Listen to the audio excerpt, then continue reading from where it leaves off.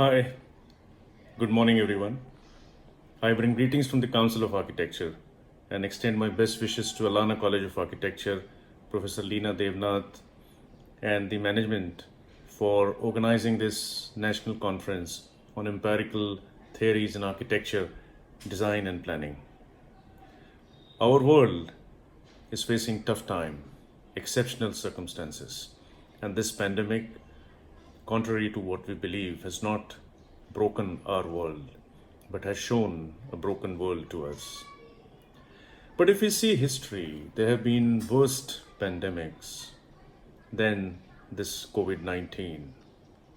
And if you recall, the world has sprung back into action and things have become normal. And I am sure after this pandemic subsides and life gets back to normal, whether you call it a new normal or as it was, the resilience of human race will take over very soon. We would have noticed small little examples like the increase in the vegetable vendors, the sabziwalas. People who were unemployed, had no other occupation, took to essential services. The pan thelas converted into daily needs, shops, and so on.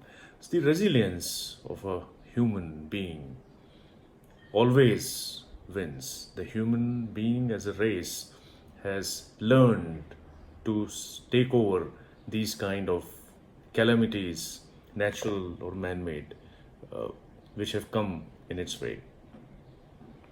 There have been exceptional warriors of this pandemic, and we have all acknowledged them, including the doctors, the nurses, the administrative staff, the police force, and so on and on.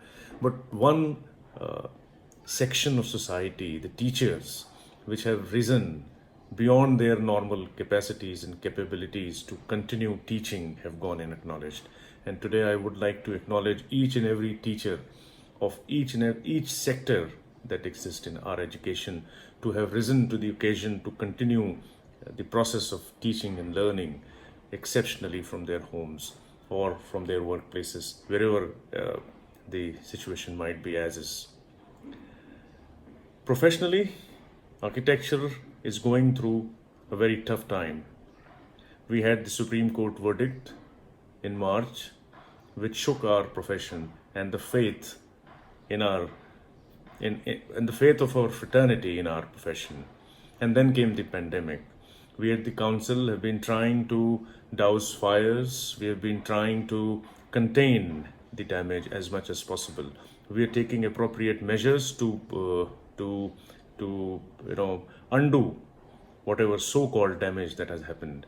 And I'm sure in time to come, with the support of our fraternity, we'll be able to come out winners. Honestly, there's nothing to lose heart on. There's nothing to get worried about. There's nothing to be totally negative or depressive about. Our profession has risen since the act was made in 1972 by leaps and bounds. Our education, our institutes have grown phenomenally in the last 50 odd years. I still remember when we started practice 35 years ago, people still didn't know what an architect was and what an architect does. But gradually over these 30 years, the awareness in the society about architecture as a profession has risen in spite of the act being there, in spite of the legal interpretation of the act which the Supreme Court has done. The sky hasn't fallen over our heads. What we need to realize, our young graduates, our young professionals and young architects need to realize, is that we need to have belief in ourselves. We need to believe in ourselves. We need to have faith in our own profession and in our own capacities of being a creative professional, wherein we can show to the society that we are indispensable. And that will happen only when we are absolutely excelling in what we do, when we love what we do, and when we are so sure of what we are doing that the society understands that architects as a fraternity or architecture as a profession is indispensable to the society. We as architects are responsible for the quality of life of the people, of the users of our buildings and projects. Just like doctors who are responsible for the health of the society.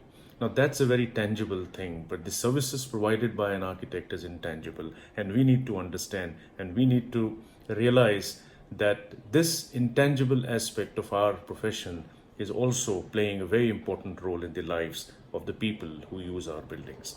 And it is up to us as architects to enlighten the society about this intangible aspect. And when that happens, the respect for architects and architecture as a profession will automatically come in, because we cannot demand respect. We have to command respect. And at the moment, our fraternity is demanding respect.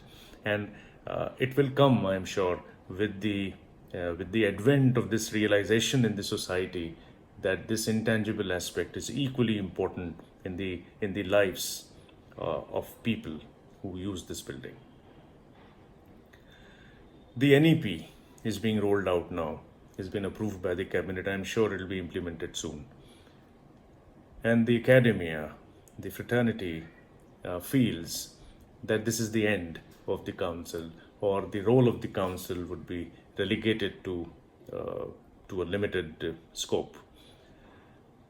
Looking at the larger interest, looking at the larger scope of betterment of architectural education, I personally feel that it's a very revolutionary thought process, and in time to come, in the coming 20 to 25 years, the level of architectural education, not only architectural education, but overall education will change and increase to international levels, and our education will finally become what it should be.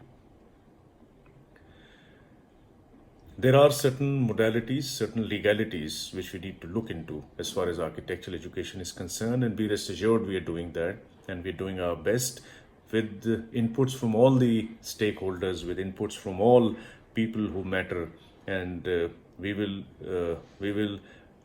rise in our effort to incorporate the thought process of the NEP in our education system in architecture.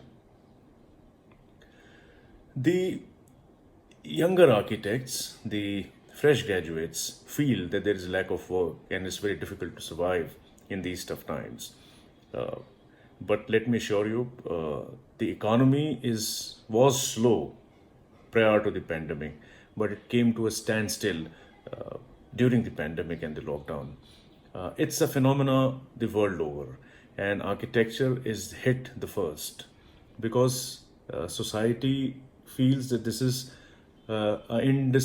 not indispensable essential services. It is something of a dispensable service, because it concerns luxury, and it concerns the elitist people, or people who have enough resources to indulge into architecture or interior design or related fields of architectural profession.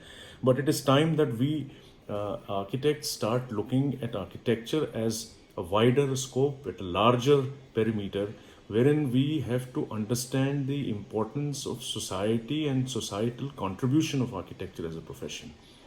We need to look beyond the urban elitist groups that we usually work in. We need to look at rural sector, empowerment of the rural sector, non-urbanized areas. We need to look at avenues where we can contribute meaningfully and effectively in the empowerment of the agricultural sector. And also, I'm sure architects are qualified to very effectively contribute in this sector. We need to expand the horizons that we work in, and that will not only benefit our profession, that will not only benefit our society, but it will benefit the country at large. And we architects are capable of doing that, and I'm so sure about it. We need to expand the horizons of our profession and our work. And the economic slowdown will be over very soon. The signs of recovering of the economy are already there, and we need to just be more resilient. We need to be a little more stronger in our belief in our own selves, and that we will overcome this. These times also demand, I have been telling this in every other forum, that these times also demand togetherness and unity. We don't want that our own people, our own fraternity kills itself. There are voices of discontent, there are voices of dissent in our profession, and to put it honestly and bluntly, there are other professions who want to impinge on the scope of architects. There are people who are wanting to take over the services of the architectural fraternity, and we have to stay united. We have to stay calm and work very wisely and effectively to preserve the sanctity of our profession. Sometimes honestly, I feel that if at all, the damage that is happening to our profession overall is through our own people, not through someone else or some outsiders. Because the working of the council and other professional institutes like the IIA or IIID has to be jacked up. And I am sure you would have noticed in the past few months that the council has started an outreach initiative where we're trying to reach not only to our fraternity across the country, but to people at large, society at large, making them aware of the architectural services and what architecture is, what architect does. And this is something that I need help and I need cooperation from each and every single member of our fraternity to strengthen our profession, strengthen the hands of the council, and work in unity and unison to help better our profession, consolidate our profession, and take it forward for the future generations that is going to come, for the future of the young architects, the graduates who are studying in our schools, and the avenues that we will create if we are able to collectively strengthen our profession today will benefit them at large when they start their practice or when they start their careers. And I can only give a word of advice to the young architects, to the fresh graduates, that have heart, believe in yourself, love what you're doing, and hold on for a little more while. And I'm sure the profession will see rosier times, will see better times, and will have a better option of not only better option of better architectural practices, and times are going to be better and times are going to be good. And these are not words of consolation, but these are words of an internal belief that I have in myself, my fraternity, and my profession.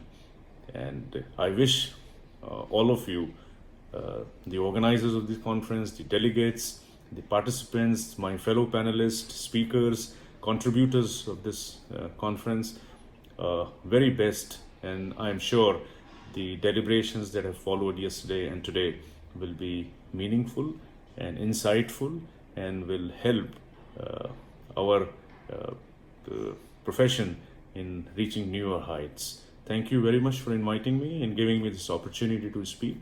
Thanks a lot, and all the best once again.